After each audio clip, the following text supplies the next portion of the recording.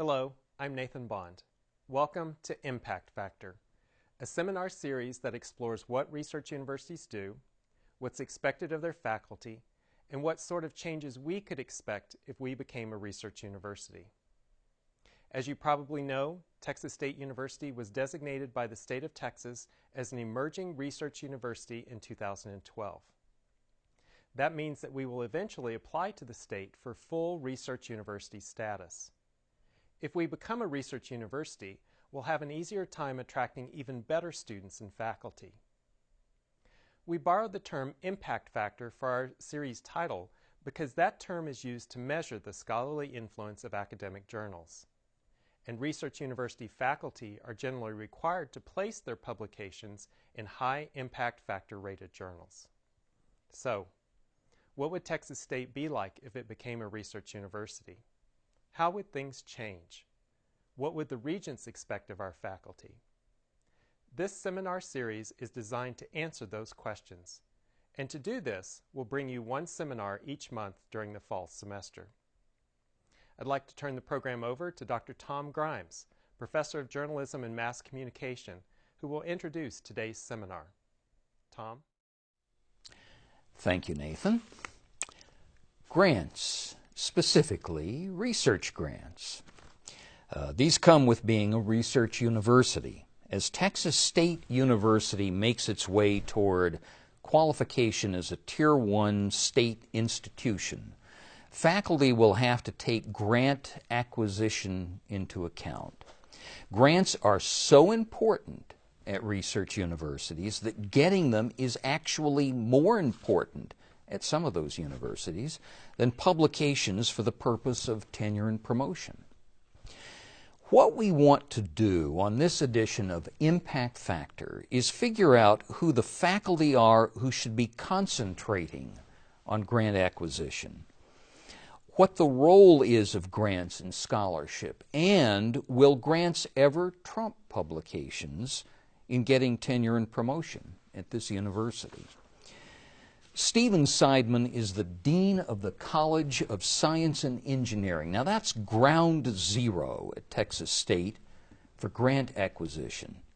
It houses departments such as biology, chemistry, and physics. William Britton is the chair of the Department of Chemistry and Biochemistry, where grants fuel much of what his faculty does. Melinda Villagran is the chair of the Department of Communication Studies in the College of Fine Arts and Communication. The social sciences and humanities are sometimes not viewed as being prime territory for grant acquisition at research universities, but the College of Fine Arts and Communication here is making an aggressive play at getting grants, and we want to ask Professor Villagran why and what role grants should be playing in the humanities and in the social sciences. Welcome guests.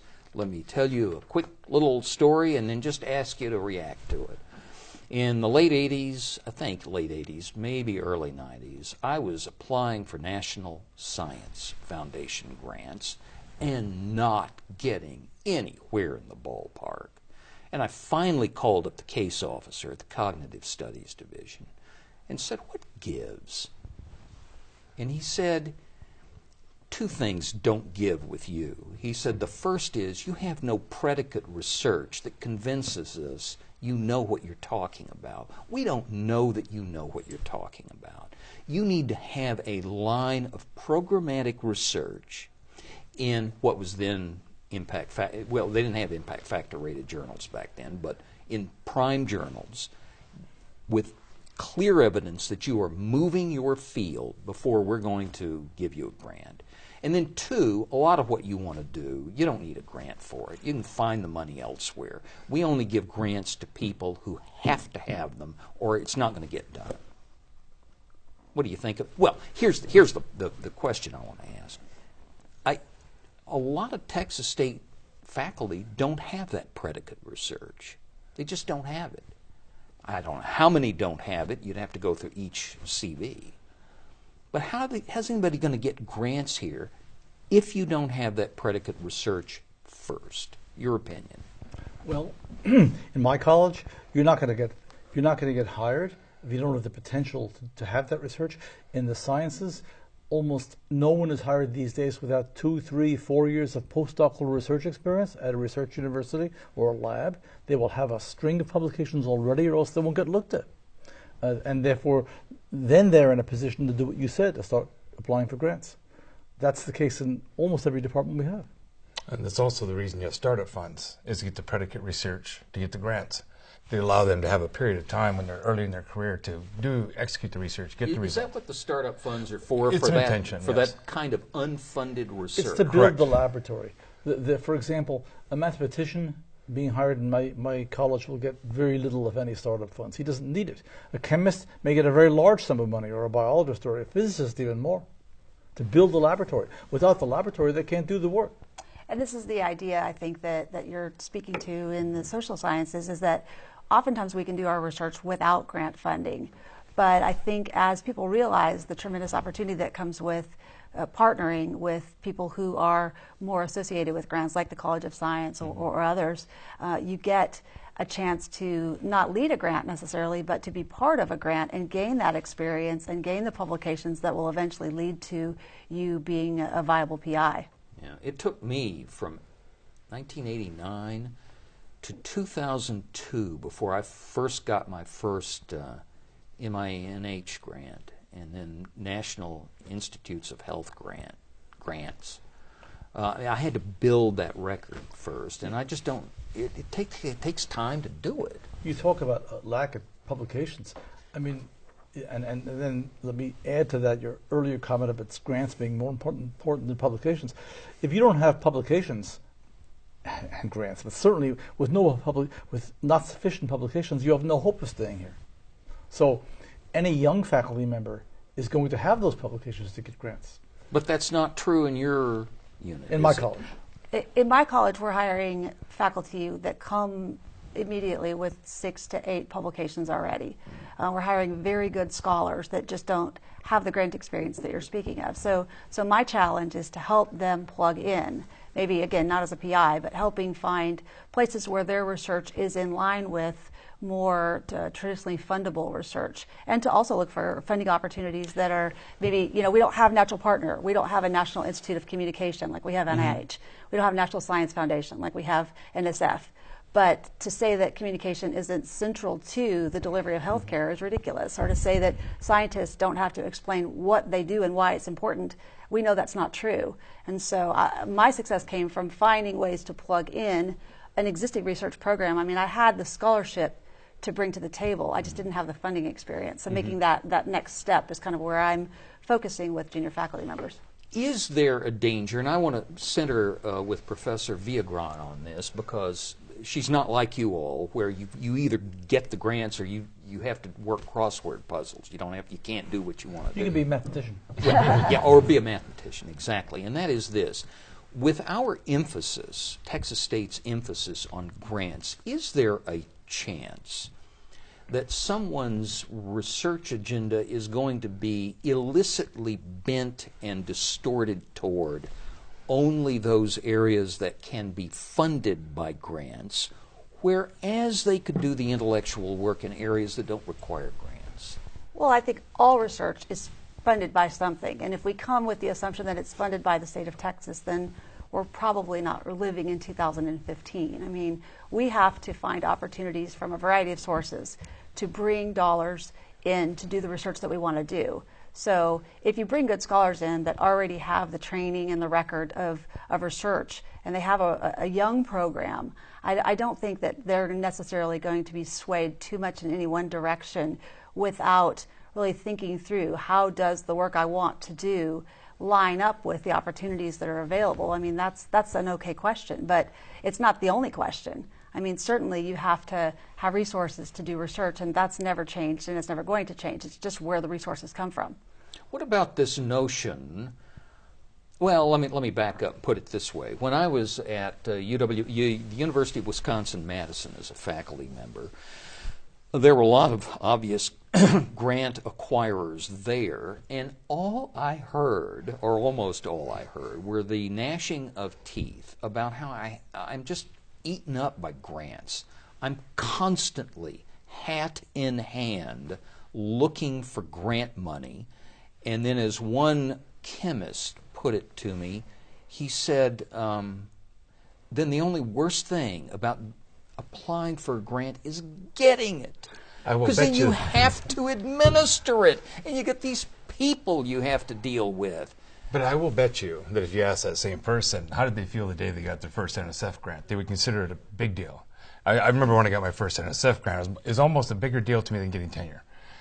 There's a reason for that, because writing these grants is not only about getting money, it's about being accepted by the community.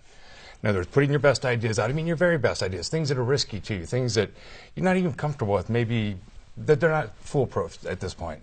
But you do that so that you can get the community reaction to it. And when the community embraces you to the point in which they're willing to ask a sponsor to fund you, that's a huge acceptance.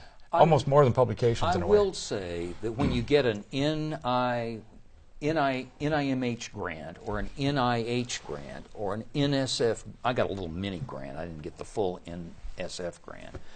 It is a validation that at least you're doing something that they think has potential, that it does. I mean, that is the fun part about getting a grant. It's pretty exciting. Correct? I mean, Well, for me, it's the beginning. It's not the end. It's not the validation. It's where the validation opportunity really comes. Because if you want, additional staff, you can buy them. If you want additional partners, you can bring them on board because you have the resources to do that. So the opportunity for real impact and real validation begins when the day you get the grant. And you make a good point. I want to ask all of you about this. I have heard the criticism of Texas State that we are too focused on publication and that we don't worry about, think about, concern ourselves with what those publications do, whom they influence, what knowledge is affected by the fact we've done it. That's a very pregnant question. I mean, traditionally in academia, the people who decide whether work is important is the academic community you belong to. If you're working in classical studies, then it's the Greek and Latin scholars who tell you it's important or not. If you're working in a particular division of mathematics, they're the experts. I don't think that should ever change, or else we go out of business. Well, I mean, I'm talking about influencing academics, scholars. I'm not talking about. I'm talking about scholars. Have you changed your field? Have you somehow disturbed your field and made it take account of your ideas? Based on publication. Yes, publication. that is correct. And how do we assess that is what you were asking. I mean, well, the assessment of should that not be our ultimate goal? I feel we're already doing it. We're already doing it. It's very hard to assess this. I mean, people talk about citation counts, and of course we all look at citation counts, but it's very easy to game that system, and people do it. Some people do it in a ridiculous way. There's always going to be a balance between quantity and quality. I mean, we need a certain number of publications, but Lines on La Vida doesn't mean that you have impact. Impact comes in many forms, and I agree with you that we're judged by people in our own fields, but I also think that impact of research comes from not just output, but outcomes. And so in my work, for example, people are getting HIV tests as a result of the messaging that I'm doing in my work, and in the patient and provider interaction, people have better health outcomes. That to me is another form of benefit that comes from being able to do applied scholarship because I have dollars to do it from a grant. Well, that's huge. Let me extend on that. One of the things that I found very attractive at Texas State when I applied here 6 years ago for a job, and I still find very attractive, is that our research emphasis is heavily applied. Mm-hmm. And in the College of Science and Engineering, well, engineering is applied by definition, but our scientific departments are primarily having applied foci. Computer science here is a wonderful department. It's a heavily applied department, even more than most computer science departments. Biology is a very applied department. Chemistry is an applied department. Physics. So our research is almost by definition going to have the kind of applications you talk about. I did want to follow up on one thing you said. First of all, I'd like to mention that a medical school is a very interesting model to look at. The people, scientists who work there, faculty, largely support their entire salary. And I asked the chair of one of these sorts of departments, a medical school department, how many papers do you need to get tenure? He said, we don't count papers, we only count grants, because if you have grants, you get papers. So, the system is even more extreme in some other cases than the scenarios we're talking about within Texas State, where it really is almost a business. get the money and you can pay yourself. That's my point. Is that a bad thing? I don't It's think so. almost It depends on the business. circumstances. It's a problematic thing. One non-medical school that tried that model was the Oregon Graduate Institute. I think back in the late 80s and 90s, and I know the computer science people there, and I think you had to bring in 80% of your salary. And it eventually collapsed, and most of them moved over to Portland State to a more conventional approach. Right. I was on faculty at a medical school, and I saw people that had really interesting questions that couldn't get them funded, and so it limited their ability to create interesting, and important knowledge. And to that point, I think you're right. But the idea that we can just do whatever research we want, whether or not it has impact or whether or not it has value, is true. Constrained in some way by whether or not it's fundable. And so it can have a benefit as well to kind of match the dollars with the questions that need to be asked. It really depends on the discipline. I mean, for example, mathematics funding is really hard to get. You have to be an absolutely top-class mathematician at a school far above our level to get your research funded. But that doesn't mean you can't be a very productive mathematician. One of the most famous U.S. mathematicians of the last century did his most groundbreaking work back around 1918 when he was teaching 5 courses a semester at the University of Kansas. Who was that? Oscars. It was Solomon Lefschetz. I thought you brought up an interesting point earlier about does the funding distort your research direction? Because one thing about funding that I like, NSF serves society. And we pay for NSF. It's our taxpayer dollars. Their obligation is to report to Congress, make sure the research is relevant. So that's good. I mean, you shouldn't be running off. I argue that researchers necessarily shouldn't have an impact on society. They should. They should be benefiting mankind or humankind. But you mentioned how the acquisition of money might sometimes change your research direction. That is absolutely true. Is it a bad thing? I don't know. It's just that I know in the past that I was very good at getting money. But I did end up working on some projects that wouldn't have been my first choice. I still don't think that was necessarily a bad thing. I think it's just an inevitable consequence of the system. Well, let me take a quick pause first. Let's take a brief pause and then come back and continue. Okay. Yeah, great.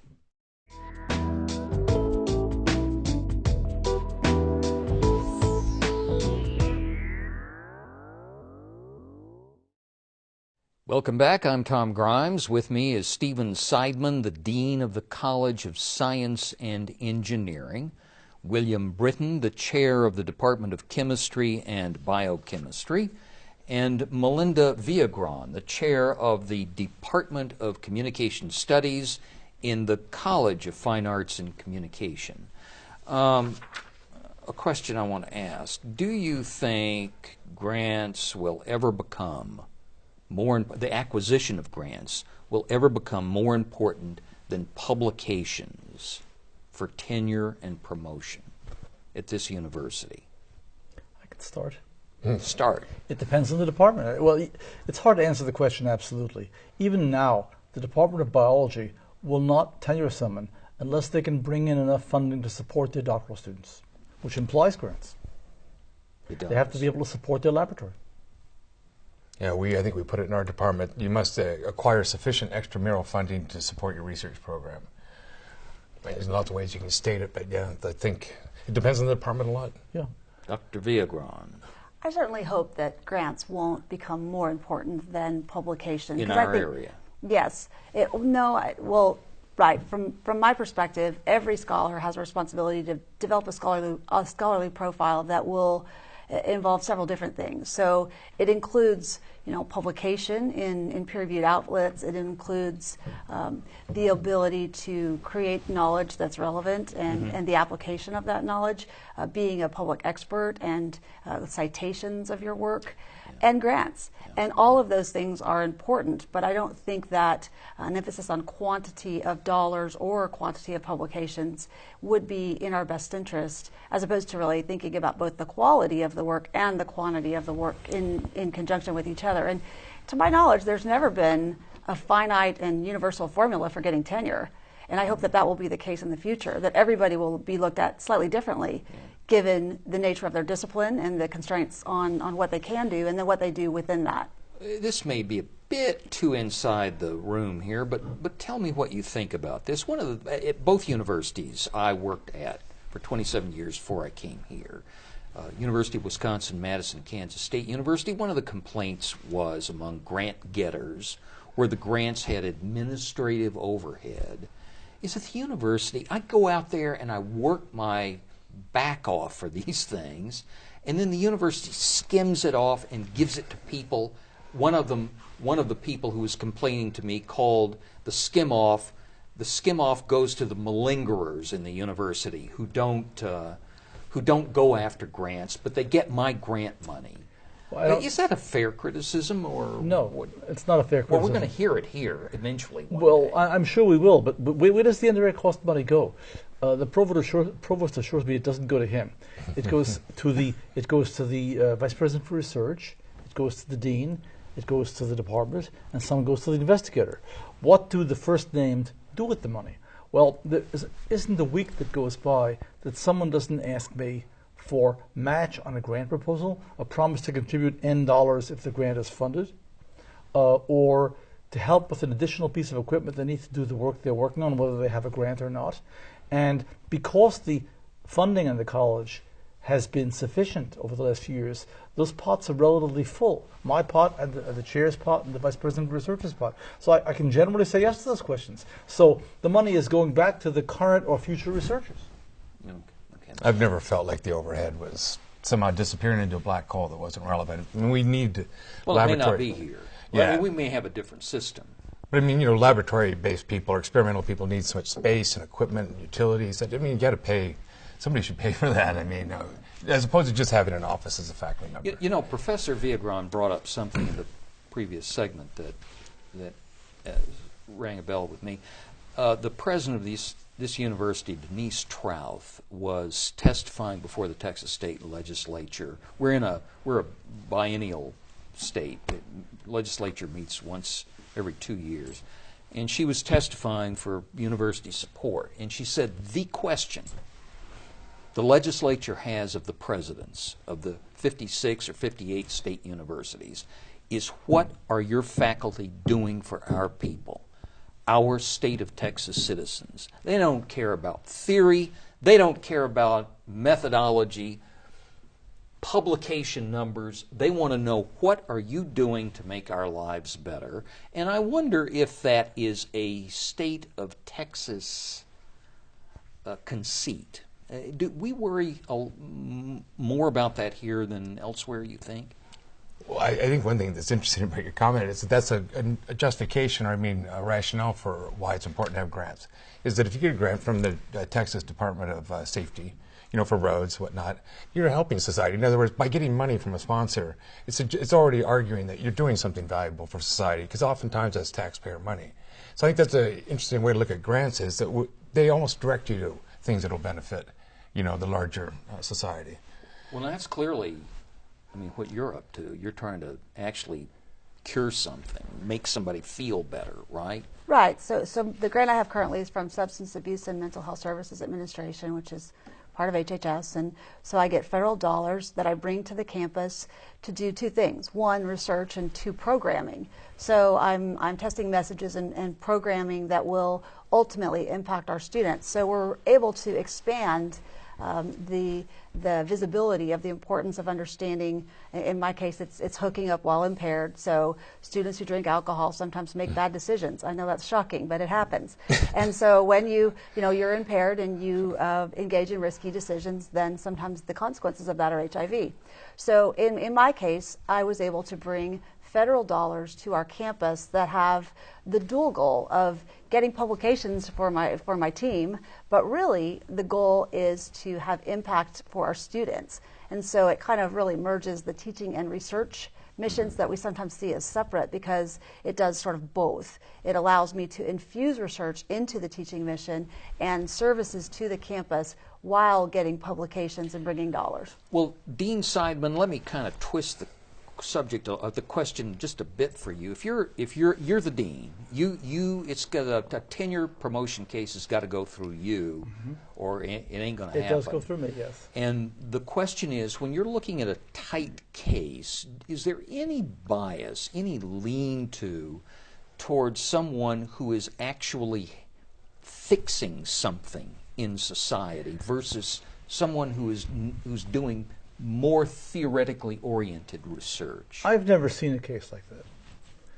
It would be totally arbitrary example, imaginary example.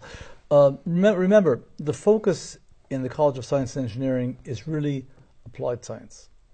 So almost everyone who does research in You mean college, this college, yes, not all colleges? This college. Okay. We have an applied science focus. It's our niche. We do very well at it, and we're getting an increasing reputation for doing that kind of work. So the extreme likelihood is when a case for tenure and promotion comes across my desk, it will be dealing with some sort of applied science. And so that's going to happen. Firstly, I've also never had a situation where I've had to compare case A with case B and only one of them got tenure. That hasn't happened either. So it's not clear how the argument really applies. Here's a question for you.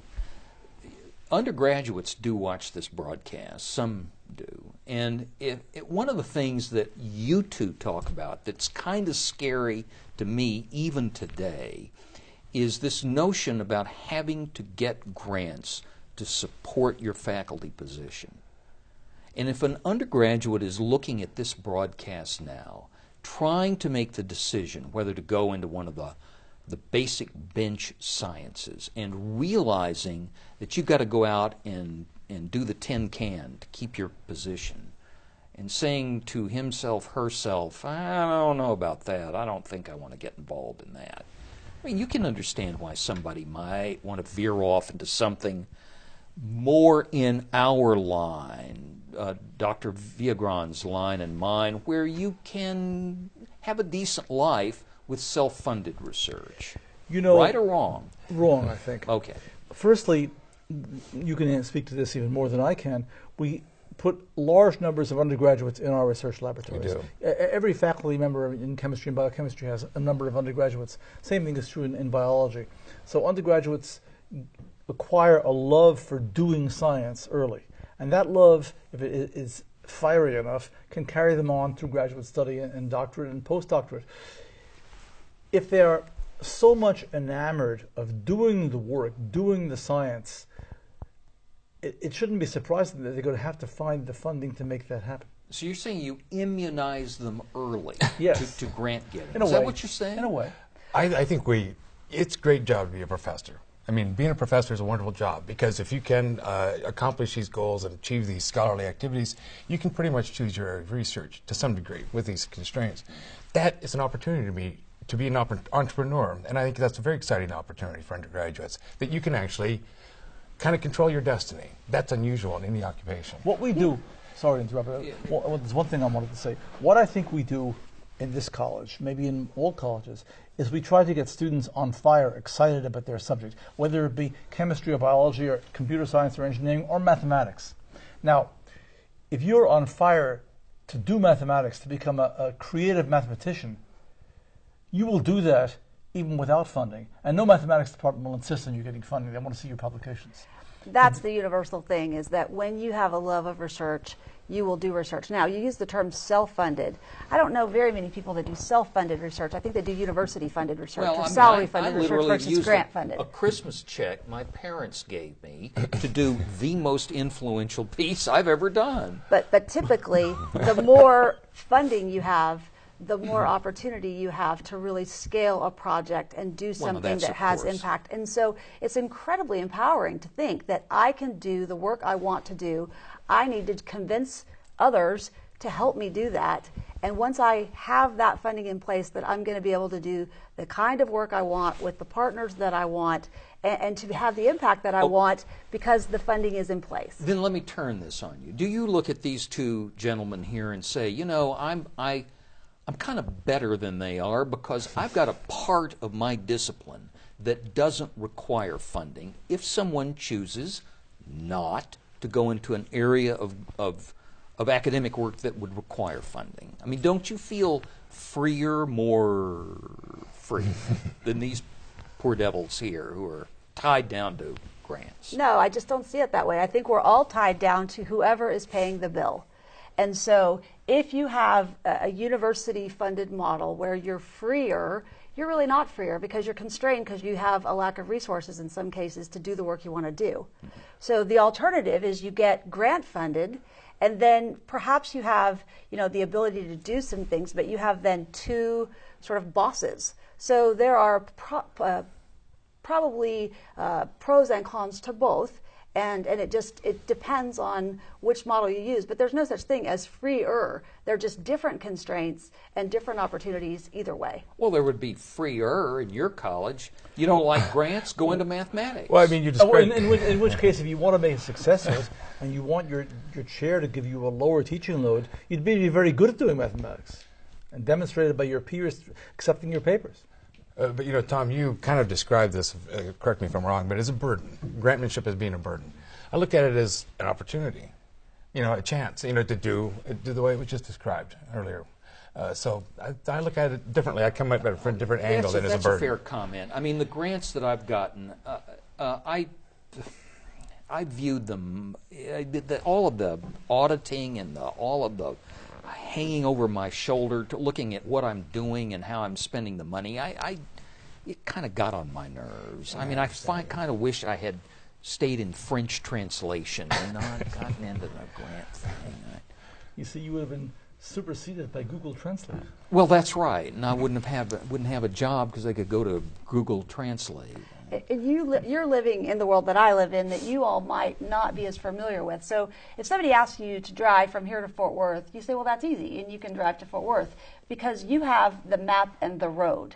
And College of Science and those that have had grants for a long time, they've got an infrastructure that's well developed. And so getting from point A to point B can be simple.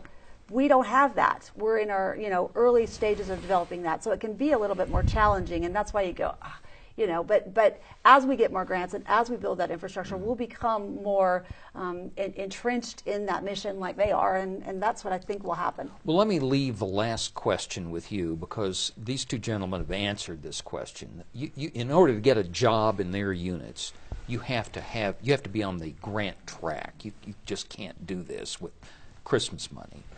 But with someone in your unit or our unit, how do you help a professor get on track to do predicate research to advance to a point of credibly applying for grants, or do you? I'm bringing in faculty members that have already so demonstrated. So that's the way around the problem, absolutely, right? Okay. They already are showing the potential and the publication record that lets me know this is somebody that has potential for grant funding down the road. Because we've treated in other impact factor programs the really tough job of jump-starting a lapsed research career. That's just really tough. It's very difficult. Hard to do. It's very difficult. Yeah, it's very hard. And so it's preferable to hire when you can somebody who's... I mean, there are ways to coach folks who've had a lapse. I mean, you just have to reconvince them that be brave, go ahead and take risks, put your ideas out there, give it some effort, though. If you don't give it effort, then you'll always be defeated. But it's more of like encouragement, get back on the saddle, and it's really lovely to see it when it happens, and they get energized again, Well, tick, tick, tick, we're out of time. I really appreciate what you all have been able to impart here, and I appreciate you taking the time to come and see us. And, of course, we appreciate your watching. Thank you very much, and we'll have another edition of Impact Factor later on in this academic semester.